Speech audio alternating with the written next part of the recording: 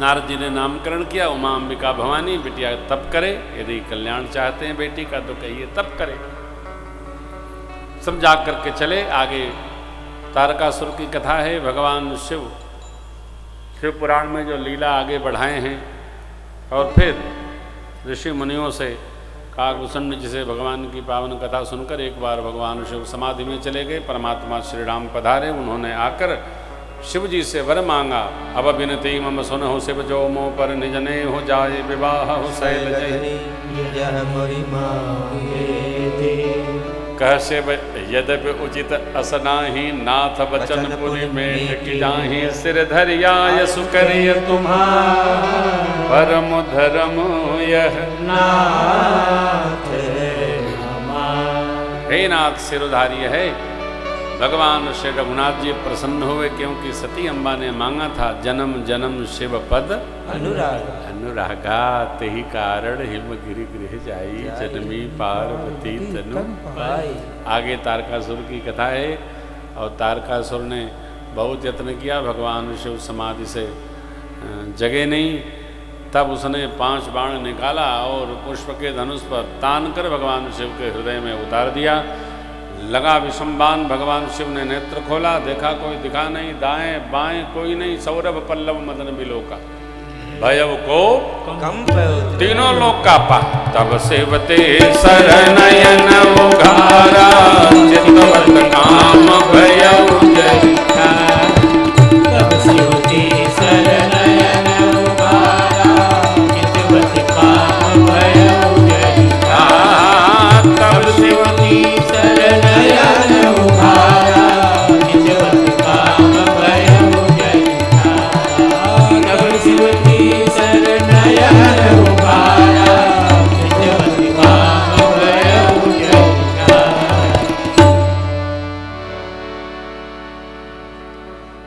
आम्र पल्लों में छिपे कामदेव को देखकर भगवान ने तीसरा नेत्र तीक्ष्ण भाव दर्शन किया। बल भर लगा, कामदेव जलकर राख हो गया। रति को भेजा देवताओं ने। रति माई रोती, सिर फैलाती, विलाप करती पहुंची। भगवान शिव ने पूछा कौन? माई बोली मैं रति। कैसे आई? ये मेरे पति। कौन था? नाम बताई। कि जाओ अब ते रति तब नाथ कर हो यही नाम वनन, बिनु बपु व्यापी सब सुन निज जब जदुवंश कृष्ण अवतारा हो यही हरन महामही, कृष्ण तनय हो यही पतितो वचन अन्यथा हो। जब यदुवंश में, किस युग में? द्वापर युग में।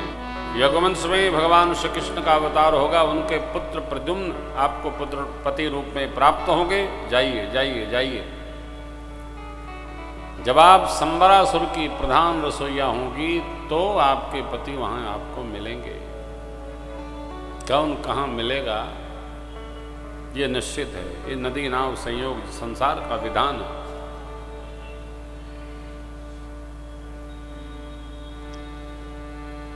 मिल गया तो मिले रहिए।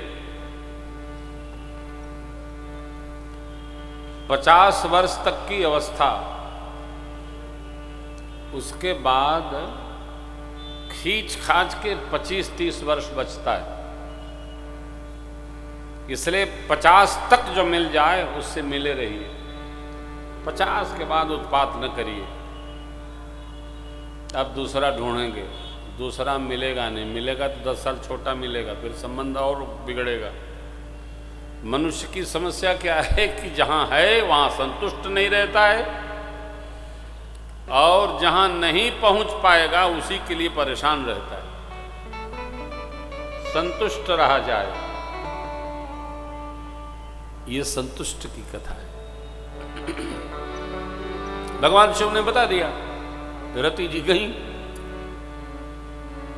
इतने में देवता लोग भगवान शिव की शरण में आए और बाबा की जय जयकार करने लगे। बोली चंद्रशेखर भगवान की जय। ये उन्नाव की आवाज तो नहीं है। परम श्रद्धे चंद्रशेखर आजाद की भूमि है। थोड़ा जयकारा इतना तो लगाओ कि कानपुर नहीं गंगा तक तो पहुंचे। चंद्रशेखर भगवान की जय। पता चलना चाहिए, पूरी दुनिया सुन रही होगी यूट्यूब पे।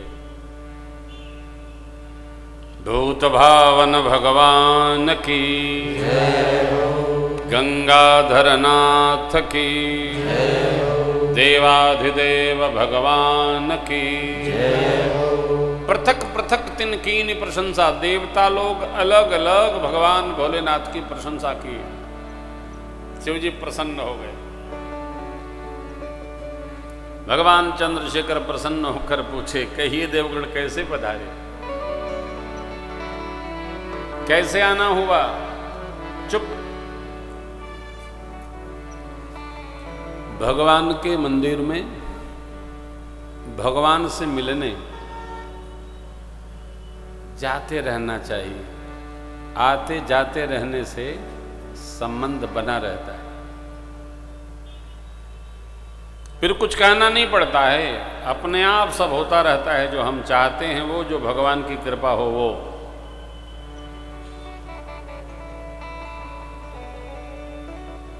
जिससे नहीं मिलेंगे उससे कुछ काम पड़े तो उसको बहुत मनाना पड़ता है, तो बहुत पटाना पड़ता है, बहुत संभालना पड़ता है। देवता कौन बोले नहीं, तब पितामह ब्रह्मा ने संभाला। सकल सुरन के हृदय यश शंकर परमा निज नयन देखा नाथ तुम्हारे। हे भोलेनाथ, सारे देवताओं के हृदय में ऐसा उत्साह है कि आप भी अपनी आह्लादनी शक्ति के संग रहें। सबकी गृहस्थी है, केवल आप ही विरक्त भाव में। सबके परम उत्साह है।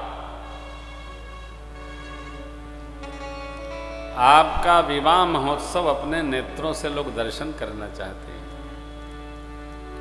अच्छा, देवता बड़े हितैषी हैं। भगवान शिव शांत रहे और बोले, ऐसा ही हो, रचना बनाइए।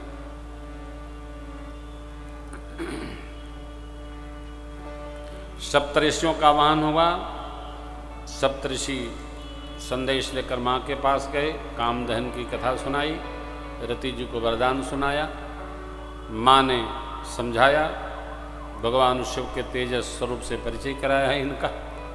अब हिमांचल जी के पास पहुँचे, कामदहन सुनाया, रति जी को वरदान सुनाया, लग्न पत्रिका लिखवाकर भगवान शिव के कर में लाकर भेंट किए। पितामह ब्रह्मा ने मुहूर्त सुना दिया। वैशाख शुक्ल पक्ष पंचमी तिथि दिन गुरुवार संध्या वेला में बारात कैलाश से हिमांचल के लिए प्रस्थान करेगी। देवता लोग बाबा बाबा को प्रणाम करके और अपने अपने लोक चले गए। 3 दिन का समय मुहूर्त मिला है। यहां देवलोक सजने लगा। काहे? अब तारक नाम के असुर से पिंड छूटेगा। विवाह में सबका अपना अपना स्वार्थ प्रयोजन होता है। देवताओं का प्रयोजन है ब्याह होगा, भगवान कार्तिकेय खड़ानंद जी का जन्म होगा और तारकासुर मारा जाएगा, हम लोग मुक्त